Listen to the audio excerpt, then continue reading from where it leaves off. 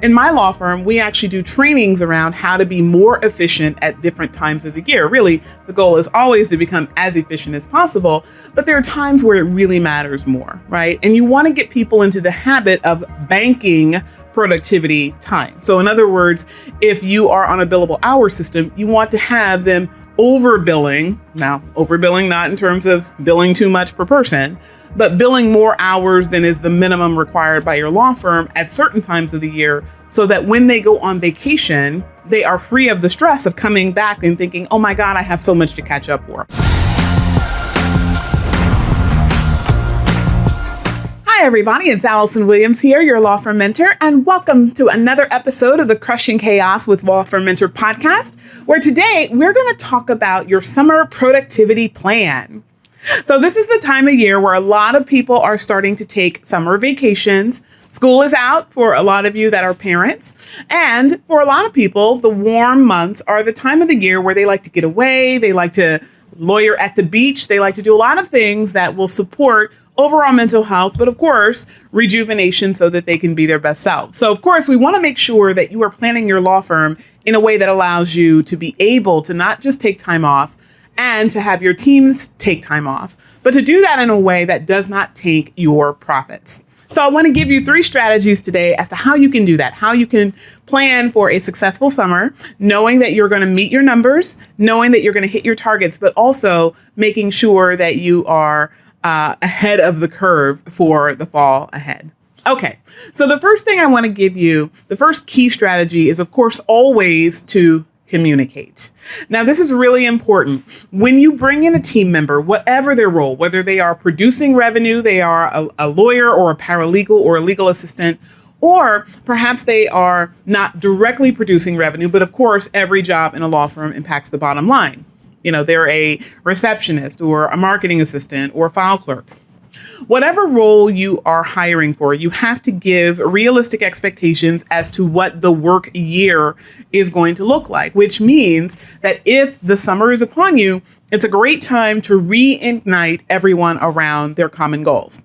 Now, you might have different goals for different people, right? Everyone might not have the same billable hour requirement or number of hours worked requirement or time on desk requirement, right? You could have different metrics for different members of your team.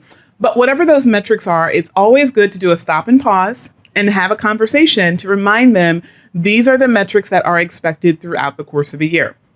Now, for most law firm owners, that metric is static throughout the course of a year. So in other words, if you require 1,600 billable hours over the course of a year, you're going to break that down in even segments over each month. And you're going to say, this is the amount that you're required to bill each month in order to hit your target of 1,600 for the year. But what I want you to think about when you are communicating to your team is not just to say the requirement is what it is, period, but to remind them that there are strategies that they can use in order to accommodate those productivity requirements at different stages of the year. So in my law firm, we actually do trainings around how to be more efficient at different times of the year. Really, the goal is always to become as efficient as possible, but there are times where it really matters more, right? And you want to get people into the habit of banking productivity time, right? So in other words, if you are on a billable hour system, you want to have them overbilling. Now, overbilling not in terms of billing too much per person, but billing more hours than is the minimum required by your law firm at certain times of the year, so that when they go on vacation, they are free of the stress of coming back and thinking, oh my God, I have so much to catch up for. That also helps to ensure that you're not having to chase your employee to give back to the law firm the hours that are required for their production requirements. They're required to meet those requirements. You could even condition being able to take extended time off with having to meet a certain hourly requirement before they go. The other thing you want to think about when you're communicating about the summer is you want to share strategies that are conducive to the individuals that you work with. So let me give you an example of what I'm talking about. We have a client here at Law Firm Mentor whose law firm is a mix of flat fee and hourly billing.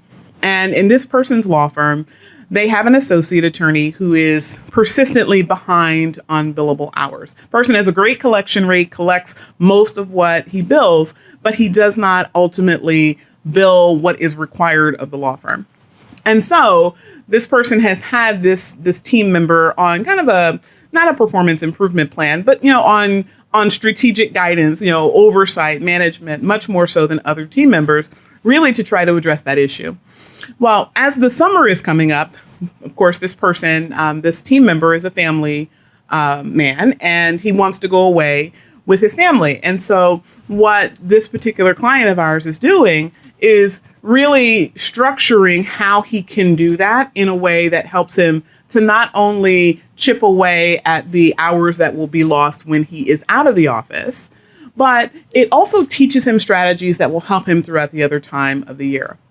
So what we like to call this is kind of the expand and contract, right? You want to teach your team members how to expand and contract their productivity time so that when things are super, super busy, when they're trying cases, when they are taking in a lot of new clients, when perhaps there's a surge of activity, maybe you have a lot of settlement conferences, or maybe you have a lot of documents due, you have extra productivity in the bank, so that at other times when things might be a little bit slower, or simply you elect to take time off, you can do that again without that added stress. And so you can use a development area for a team member that really needs some extra help meeting their productivity requirements. You can use that as a way to ultimately aid that person in getting not just their hours met to go on vacation, but generally keeping ahead of what is required. Okay, so again, strategy number 1 is to communicate with your team about what's expected. Strategy number 2 is one that I think a lot of us don't often want to do because we see that as an element of failure. But I want to give this to you as something you should seriously consider as a part of your success plan. And this is being willing to deviate from your set requirement. Now, I'm a big stickler for enforcement. I believe that when two people, employer and employee, boss, team member, lawyer to lawyer, lawyer to paralegal, whomever the two people are, enter into an agreement, that agreement has expectations. An employee has an expectation of what they will be paid and when. An employer has an expectation of what they can expect in terms of productivity. And I think that as long as both parties go in with that expectation, those expectations should be honored. But what I do think is pertinent for you to consider is that in these times in particular, having the ability to flex, not flex as in I'll let you just not meet your requirement, but flex as in I'm willing to alter the requirement in a way that makes it easier for you, makes it better for you, makes it more enjoyable for you. Those types of deviations are really going to make you stand out as an employer and make it easier for you to retain as well as secure top talent in this marketplace. So what do I mean by being willing to deviate? Well, as I said before, there are times where you're probably going to have an annual requirement, divide by 12 and say this is what the monthly requirement is. But what about doing something different? What about saying we have a certain requirement for certain times of the year based on what the workflow is, and then we have other requirements for different times of the year. So you could, for instance, say that you are going to change your hourly rates during for certain types of work so that whatever the ultimate bottom line is, the financial goal that the person is required to meet is easier to meet when they are doing less work at different times of the year. It could also be that the deviation is that you're going to front load hours, i.e. they have to work or produce more during the fall and the winter, and they have to work and produce less in the summer so that when they are likely to be away, if they work at the pace that they've already grown accustomed to at the start of the year, they're actually going to be ahead of the curve, right? You're kind of building in their success by deviating from what might be considered traditional. Another way of considering a deviation is thinking about how work can flex in an office. Now, this will obviously depend on the type of practice that you have, but if you have different practice areas and you have lawyers that are reasonably competent in multiple practice areas, it might be a nice switch to say, my family lawyer is not just my family lawyer all day, every day, 7 days a week, 52 weeks a year, but my family lawyer is going to have a certain amount of family work and a certain amount of estate planning work and a certain amount of criminal work. So that as work comes into the office, you are giving people not just the ability to flex their wings in terms of growing as a professional, but you're also giving them an opportunity to have work that is a different energy, right? And I've talked about energy of work before, but for those of you that haven't heard me talk about it, what I really mean is that there are some practice areas that are hard hitting, heavy charging, take a lot out of you all day, every day. And then there are other practice areas that are intentionally, intellectually demanding, but they are not as energy draining, right? So you could have very, very highly skilled transactional work that requires a lot of intricacy of thought, but it doesn't require a lot of client contact, or the client contact is more analytical than emotional. You could also have a mix of transaction and litigation, right? And so when you think about that from the perspective of the person who wants to go away for the summer, if I know that I'm going to have transactional work and litigation work, there are ways that you can pace your work, right? This is really getting into the logistics of how to handle files, which we're really not going to cover in this episode. But I might actually bring in some lawyers to kind of talk about the different ways that you handle different types of practice area matters, so that for those of you that want to break into other practice areas, you have that as an option. But really what the goal is thinking about how you can stratify the work so that you are deviating from just the set hammer nail relationship that a lawyer has with their work to giving them a little bit more flexibility so that the types of work that they handle fit more into the type of lifestyle that they want to have, i.e. the ability to take time off and extended time off if they want in the summer. Okay, third and final. Now, this is the one that always causes some issues. So I'm going to give it to you and let you kind of take in a deep breath, and then we're going to talk about it. Okay, so it really is that you have to plan around the productivity. Okay, now what I mean by that, strategy number 3, plan around the productivity, is that you want to go into your summer, right? Your summer months, your time off time period. You want to go into this with an expectation of what's required, but you want to plan around what is likely to happen, right? So in other words, this requires that you know what is the ebb and flow of your work, right? What are the trends in terms of how much volume of work you're going to bring in at different times of the year? We, of course, know that those numbers can change and shift as you are growing a law firm, right? So as you are intentional about bringing in more work, your busy season might actually be what was previously your slow season, right? So you have to always keep that in mind. But when you think about where work is coming in and when you are going to be at your most busy, that might be at a time where people really want to go on vacation. So how do you accommodate that? Well, what you have to do is you have to plan for staggering of time that people are going to be taking time out of the office, so that sometimes we are hard hitting, heavy charging, working hard, and other times we are off and we are truly off. Now, what I mean by that is I'm a big proponent of allowing people to take vacation and encouraging them to do so without interruption from an office. I absolutely hated when I was an associate attorney and I went away on vacation. I remember it took me a long, long time to feel secure enough at my employer that I felt like I could take time off and not be looked at as slacking, right? Now, a lot of that was the stuff in my own head. People took vacation at my law firm all the time, but I always felt a little insecure, right? So I wanted to make sure I was always there and the team saw me. And when I finally did schedule vacation, unfortunately, my uncle had COPD. He collapsed and we had to deal with his urgent medical situation. So I still took vacation, but it wasn't truly a vacation. It was going to my uncle's home, preparing him to go into hospice care and ultimately preparing for what would be his demise. And I remember going to Florida, that's where I'm from, and being with my family and getting calls from one of the attorneys in my office that was covering my load. And she told me, okay, so, a new attorney has come into the case on the other side and they're requesting an adjournment. What's your position? And my immediate thought was to say something that wasn't so kind. And, I didn't. I said, well, I'm sure with your however many years of experience, you're more than capable of making the call. You can decide whatever you need to on the case, as we've discussed. And she said, I know, but out of respect for you, I really wanted to get your position on this. I can call the client, I can do this, I can do that. And it turned into a big discussion. This was probably 15 minutes of my life that I really did not need to have. Now, I don't say that to impugn the person, right? The person had a style of work.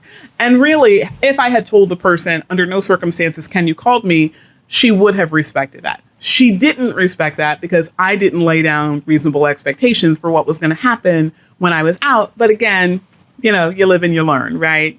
But I just remember that feeling of, okay, you know, these are, quote, my clients. I have to take care of my clients. I have to do what's required. I have to meet all of these expectations. And so that means I have to be available to the office. And I started to challenge that line of thinking when I owned my own law firm, because even then I had an even greater sense of expectation, requirement. Oh my God, I've got to be the one, right? I've got to be here. I've got to be the person that they call, or else they're going to go somewhere else to get their needs met, which means they'll fire me.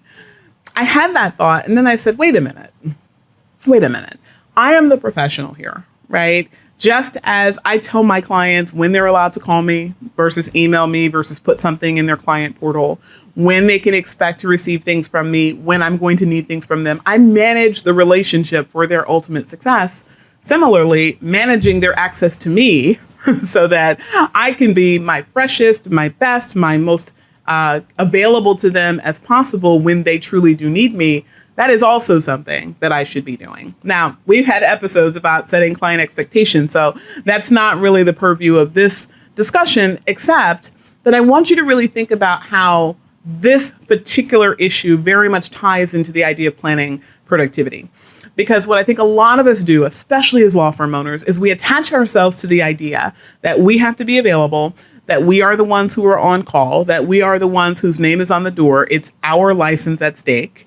And then when it is time to go away, whether it is us personally going away or other people going away, we don't even set the expectation that work is going to be handled in a way that it doesn't just land or explode on other people, right? It's almost like on some subconscious level, we are planning to fail so that we can feel necessary for our law firms. And I know a lot of people that do that, right? A lot of you might not even be aware of the fact that you're doing that. You really do have the belief, oh my God, you know, I absolutely have to take my laptop on vacation. I absolutely have to respond to email. I absolutely have to have my cell phone. And you think that way, and consequently, something happens while you're away that necessitates you patting yourself on the back. Oh, thank God I had my cell phone, or else this problem wouldn't have been solved, right? But because you made yourself available to it, it ultimately came to you. So I want to give you the thought, just to let you sit with it, that you can actually plan away most emergencies in the practice of law, even if you have an emergency-laden practice. Now, that might mean that you have to have someone available to handle your emergencies, but that someone does not have to be you. And that is true whether you are talking about you as the owner, or you are talking about your senior associate, your counsel, your contract attorney, your paralegal, whomever is in the business of law, right? In whatever capacity that they are in a container that has a higher likelihood of stress than most other professions in our world.